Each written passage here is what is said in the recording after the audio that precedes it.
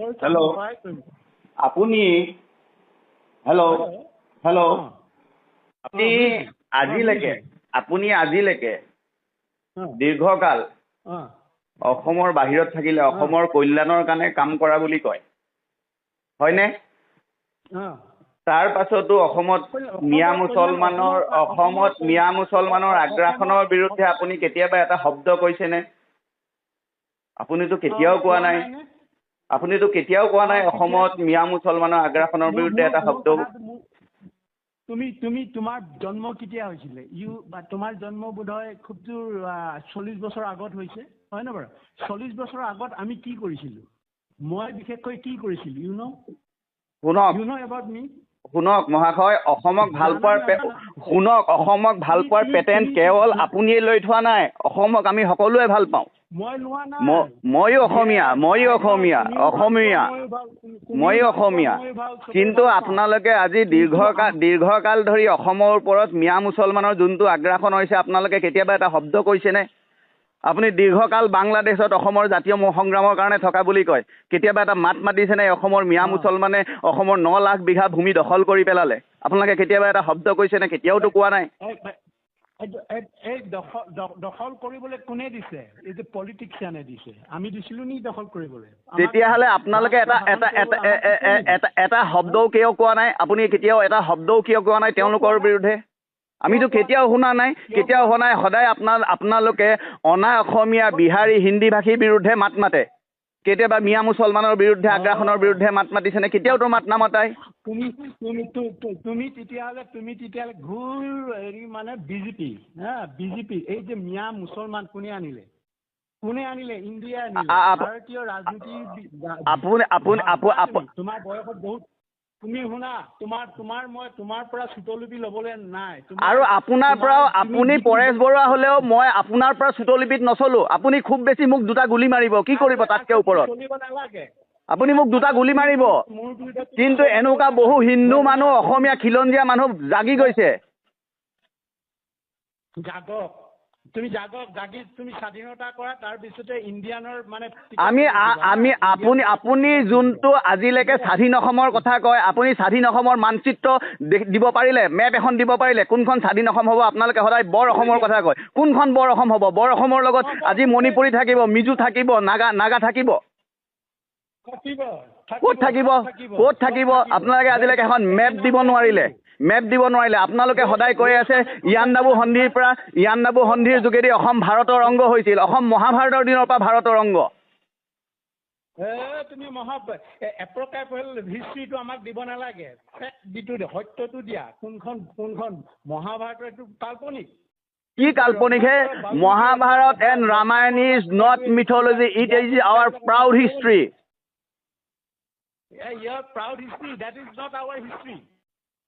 আপোনাৰ হিষ্ট্ৰী নহ'ব পাৰে, আপোনালোকৰ আলফাৰ হিষ্ট্ৰী নহ'ব পাৰে। Because it is indigenous proud history অসমৰ। আপুনি শংকৰ মাধৱক জানে নে নাই? শংকৰদেৱ গুৰুজনাই কি লিখি থৈ গৈছিল? ধন্য ধন্য ভাৰত বৰ্ষ, ধন্য ধন্য কলিকাল নৰতনু ভান। ভাৰতৰ গুণানুকীৰ্তন কৰি থৈ গৈছে। তুমি ভাৰতৰ গুণানুকীৰ্তন কৰিছে কিহৰ কাৰণে? তীৰ্থ ভ্ৰমণ কৰিবলৈ গৈছে। তুমি ডুবাইৰ পৰা ঘূৰি আহিলে এটা টোকা লিখিলে তুমি ডুবাইকো ধন্য ধন্য। গুৰুজনাই তেওঁৰ লিখনিত ক'ৰবাত ডুবাই গুণানুকীৰ্তন কৰিছে নেকি? আৰবৰ গুণানুকীৰ্তন কৰিছে নেকি? আৰবত তুমি যদি এতিয়া যোৱা, তেতিয়া আৰবটো আছিলে জানো? তেতিয়া আৰব নাছিলে, আৰবেই নাছিলে। তুমি জানা আপোনালোকে এটা ভ্ৰমৰ মাজত আজি 40-50 বছৰ ধৰি অসমীয়া জাতিটোক ৰাখি থৈছে। পৰেশ বৰুৱা ডাঙৰীয়া আজি 40-50 বছৰ ধৰি অসমীয়া জাতিটোক ৰাখি থৈছে এটা তথাকথিত স্বাধীনতাৰ নামত। আজিলৈকে মেপ এখন দিব নোৱাৰিলে। কোনখন স্বাধীন অসম কৰিব? তোমাৰ চৌকল যিটো ৰিলিজনত তুমি বিশ্বাস কৰিছা, সেইটো আমি চৌকল ৰিলিজন নহয়। শুনক, সনাতন হিন্দু ধৰ্ম এই ভাৰতৰ সভ্যতা হয়, এই ভাৰত ভূমিৰ সভ্যতা হয়। আপোনালোকে আজিলৈকে মিয়াৰ বিৰুদ্ধে এটা শব্দ নকলেহে। কেৱল ভাৰত ৰাষ্ট্ৰ, এই ভাৰত ৰাষ্ট্ৰক আমি পুজো। ইদং নমঃ ৰাষ্ট্ৰই চাহা বুলি কওঁ। তুমি পুজি থাকা। তুমি পুজি থাকা, তুমি ভাৰত বন্দী, আপুনি বাংলাদেশত পূজক, আপুনি আৰবক পূজক, আপুনি ইছলামিক কাণ্ট্ৰিক পূজক। আমাৰ যিটো কাম আছে আমি কৰি যাম উপায়, আমি আমাৰ মতে কৰি, তুমি তোমাৰ লগত মই ডিবেট কৰাৰ প্ৰয়োজন নাই। তেতিয়াহ'লে আপুনি ফোন কিয় কৰিছে? আপুনি এদিন টক শ্ব'ত আহক, অনলাইন আপোনাৰ লগত টক শ্ব' পাতক। কোনোবা এটা আপোনাৰ প্ৰতিটো চেনেল, আপোনালোকৰ আলফাৰ ফিটিং আছে, আলফাৰ প্ৰতিটো চেনেল ফিটিং আছে, আপোনালোকে টক শ্ব' পাতক। আপুনি এটা টক শ্ব'ত মোক মাতক, অনলাইন আপুনি ফোন কৰক, আপোনাৰ লগত মই অপেন ডিবেট কৰিম। ঠিক আছে, কৰিবা। তোমাৰ লগত ডিবেট কৰাটো মোৰ সময় নাই নহয়। তোমাকতো বাঘা, তুমিতো মানে অসমৰ সংবাদ মাধ্যমৰ তুমি বাঘাত হেৰি নহয়তো, জাৰ্ণেলিষ্ট নহয়তো। আপোনালোকৰ বাবে প্ৰণয় বৰদলৈ, নিতুমণি শইকীয়া ডাঙৰ জাৰ্ণেলিষ্ট, আলফাৰ বাবে ডাঙৰ জাৰ্ণেলিষ্ট। আমি ডাঙৰ জাৰ্ণেলিষ্ট নহয়। আপোনালোকৰ ডিক্টেশ্যন অনুসৰি যোন চলে তেওঁলোক ডাঙৰ জাৰ্ণেলিষ্ট। আপোনালোকৰ ডিক্টেশ্যন অনুসৰি যোনে চলে তেওঁলোক ডাঙৰ জাৰ্ণেলিষ্ট।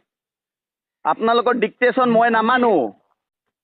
আমি চিনিমা, আমি চিনি পাওঁ কোন জাৰ্ণেলিষ্ট হয়, কোন জাৰ্ণেলিষ্ট নহয়।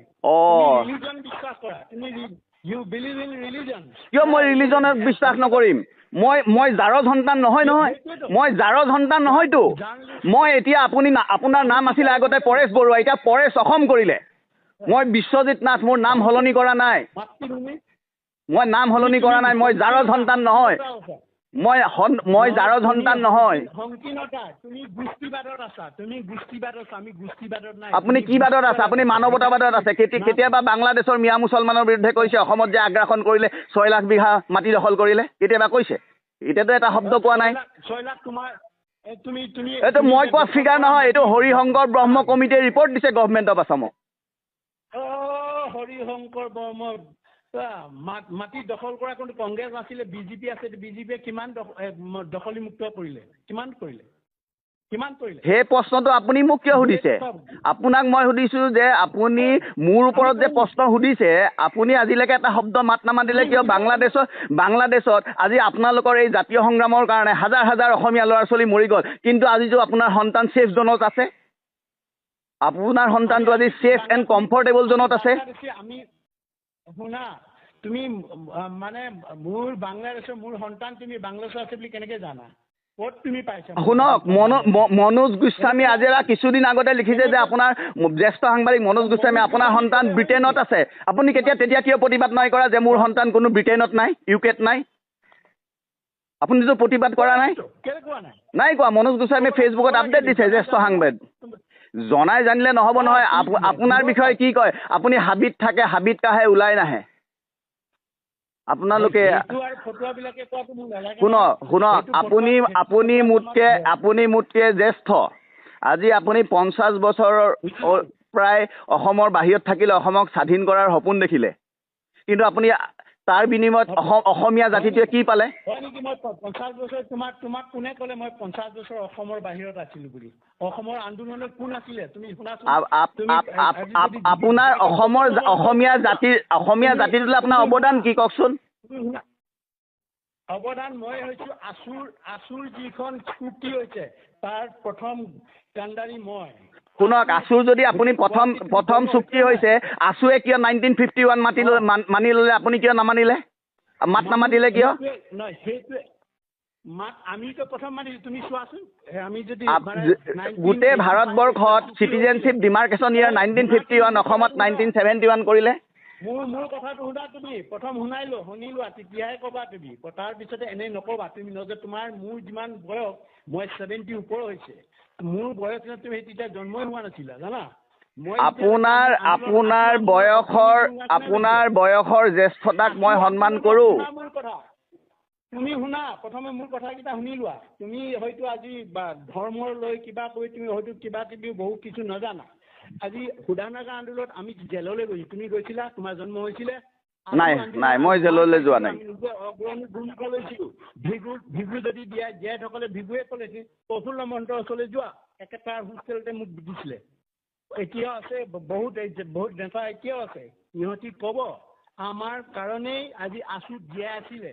আছো আমাৰ কাৰণে জীয়াই আছিল। আজি বিদেশী কৰি আছা, বিদেশীক ৰোধ কৰিবলৈতো আমি সংগ্ৰাম কৰিছিলো, অগ্ৰণী ভূমিকা লৈছিলো। আছো পলাই পতং দিছিলে। সেইকাৰণেতো মই আপোনালোকে ইমান দীৰ্ঘকাল সংগ্ৰাম কৰাৰ পাছত বিদেশী সমস্যাটো সমাধান কৰিব পাৰিলে? সমাধানো আমাক নিদিলে। সিহঁতি ৰাজনীতিৰ লালসাত, আজি ৰাজনীতিৰ লালসাত সিহঁতে মিনিষ্টাৰ হ'বলৈ বিচাৰিলে, নিজৰ সম্পত্তি বঢ়াবলৈ বিচাৰিলে, নিজে নাম কমাবলৈ বিচাৰিলে। সেইটো কাৰণেতো অসমৰ মানুহক প্ৰতাৰণা কৰিলে। ঠিক আছে, সেইবিলাক তুমি জানিব লাগিব। শোধানাগাৰ কাৰ কাৰণে পায়? আজি শোধানাগাৰ কেইবাটা হ'ল কাৰ কাৰণে? আমি আন্দোলন কৰি আমি জেল খাইছো, ভাষা আন্দোলন, মাধ্যম আন্দোলন, আমিও মাৰ খাইছো। কৰিছিলা তোমালোকে তেনেকুৱাবিলাক আহি যে যিটো ভাষাত কথা পাতিছা, সেই ভাষাটোৰ কাৰণে আমি জেললৈ যাব লগা হৈছে। যিবিলাক আজি সা সুবিধা পাইছে তাৰ কাৰণে আমি জেললৈ গৈছো। আজি বিদেশী কৈ আছে, যি ইছ্যুটো উলিয়াইছে সেই ইছ্যুটোৰ কাৰণে আমি চব বাদ দিলো।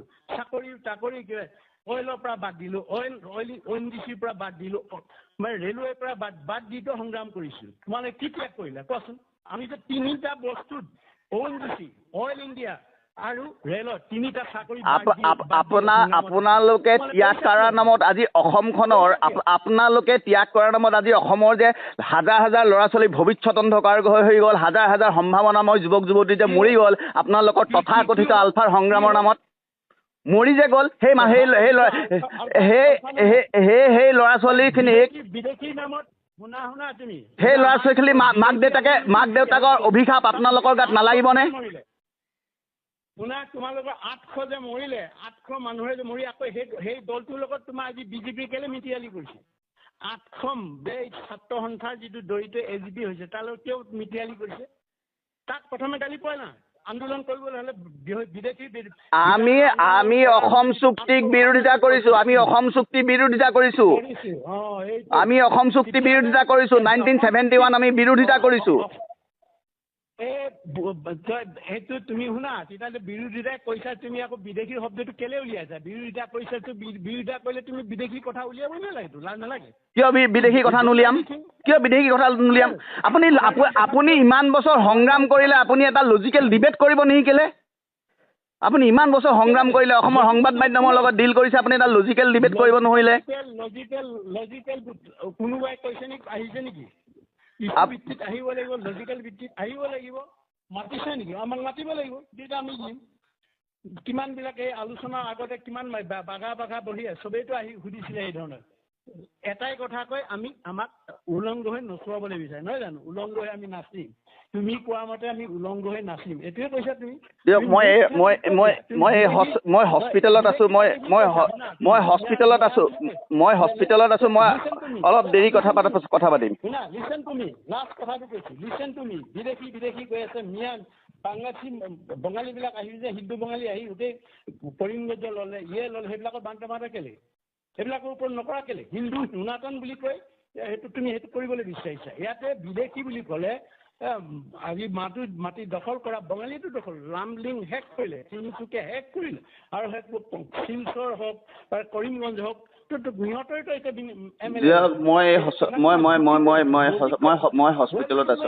মই হস্পিটেলত আছো। এতিয়া কথা পাতিব নোৱাৰিম। এটা ধৰ্ম হৈ বুলি আমাৰ বাংলাদেশৰ বিৰুদ্ধে কথাবিলাক নকবা, বা মিয়াৰ বিৰুদ্ধে কথাবিলাক নকবা। মই হস্পিটেলত আছো। আপুনি 1 ঘণ্টা পাছত কৰিব। আপুনি 1 ঘণ্টা পাছত কৰিব, অনুগ্ৰহ কৰি। আপুনি 1 ঘণ্টা পাছত কৰিব, মই হস্পিটেলত আহিছো। Don't say that way. Without logic, you should not talk with me. Understand? You come.